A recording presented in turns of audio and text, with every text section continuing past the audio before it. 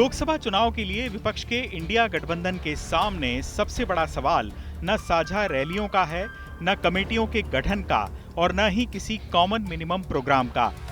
विपक्ष के गठबंधन के सामने सबसे बड़ा सवाल यह है कि गठबंधन में शामिल पार्टियों के बीच सीटों के बंटवारे का फॉर्मूला क्या होगा। सीटों के बंटवारे में सबसे चुनौती भरे राज्यों की बात करें तो जिक्र पश्चिम बंगाल, पंजाब, बिहार और दिल्ली का होता आया है। लेकिन उत्तर प्रदेश में भी इंडिया गठबंधन के बीच सीटों का समझौता करना इतना आसान नहीं है।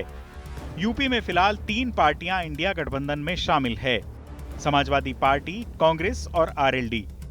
इनमें हाल ही में हुए घोसी और बागेश्वर उपचुनाव के बाद एसपी और कांग्रेस के रिश्तों के बीच तल्खी सामने आ गई है। कांग्रेस का आरोप है कि घोसी में उसने इंडिया गठबंधन की भावना के अनुरूप अपना उम्मीदवार नहीं उतारा। नतीजा, समाजवादी पार्टी के सुधाकर सिंह की जीत हुई। लेकिन उत्तराखंड के बागेश्वर में समाजवादी पार्टी ने गठबंधन धर्म का पालन नहीं किया। समाजवादी पार्टी ने अपना उम्मीदवार खड़ा किया, जिसने कांग्रेस के वोट काटे और बीजेपी उम्मीदवार की जीत हुई।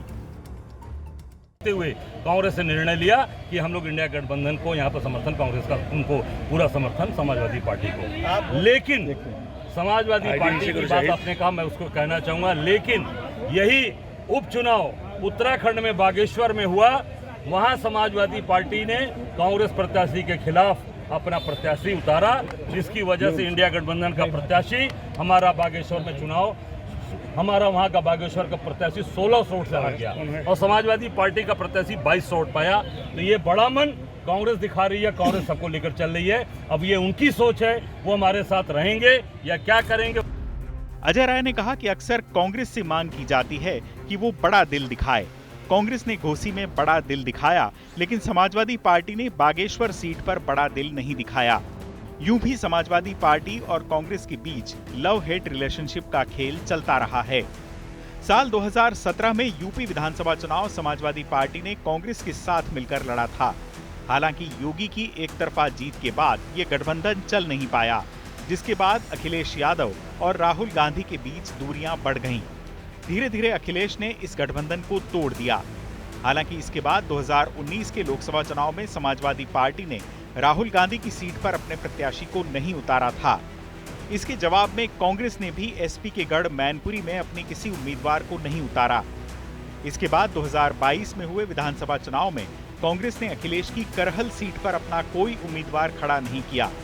इसके बाद भारत जोड़ो यात्रा के दौरान राहुल गांधी ने कई बार अखिलेश यादव और टीएमसी सुप्रीमो ममता बनर्जी पर निशाना साधा, जिसके बाद दोनों पार्टियों ने कांग्रेस से दूरी बना ली थी। अखिलेश यादव ने भी कहा कि उनकी नीतियां कांग्रेस से अलग हैं, इसलिए वो भारत जोड़ो यात्रा में शामिल नहीं हुए। फिर 2024 के लिए विपक्ष की लामबंदी के शुरुआती दिनों में अखिलेश यादव और ममता बनर्जी ने आपस में मुलाकात की। इन मेल मुलाकातों में कहा गया कि जिस राज्य में जो विपक्षी दल बड़ा हो, उसी की अगुवाई में लोकसभा का चुनाव लड़ा जाए, ताकि बीजेपी विरोधी वोटों का बिखराव रोका जा सके। यहाँ भी संदेश साफ था कि कांग्रेस भारतीय राजनीति की बदलती वास्तविकता के साथ खुद को ढाले और राज्यों में काबिज क्षेत्रीय दलों के समीकरण खराब न करे। कांग्रेस और एसपी के बिगड़ते रिश्तों का आलम तो ये रहा कि इस साल अखिलेश यादव ने एक ट्वीट में नेहरू गांधी परिवार के गढ़ अमेठी से एसपी उम्मीदवार उतारने के संकेत दे डाले। अमेठी के दौरे पर गए अखिलेश ने लिखा कि अमेठी में गरीब महिलाओं की दुर्दशा देखकर मन बहुत दुखी हुआ।